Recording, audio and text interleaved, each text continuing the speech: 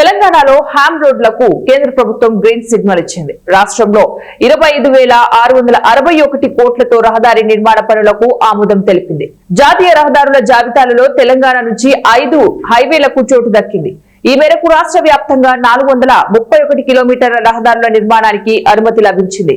హామ్ విధానంలో కేంద్రం NHAI నిధుల్లో 40:60 నిష్పత్తుల్లో రోడ్ల నిర్మాణం జరగనుంది.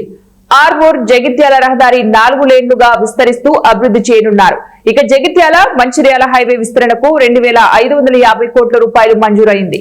జగిత్యాల కరీంనగర్ రహదారికి 2,384 కోట్లు కేటాయించారు. ఆర్మూర్ జగిత్యాల రహదారి నిర్మాణానికి 2,338 కోట్లు ఆమోదం లభించింది.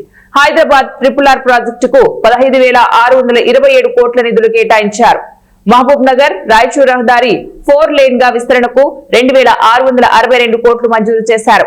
కేంద్ర ప్రభుత్వ అనుమతితో రాష్ట్ర రహదారుల అభివృద్ధికి కొత్త రోడ్డు మ్యాప్ ఏర్పాటు చేయనున్నారు.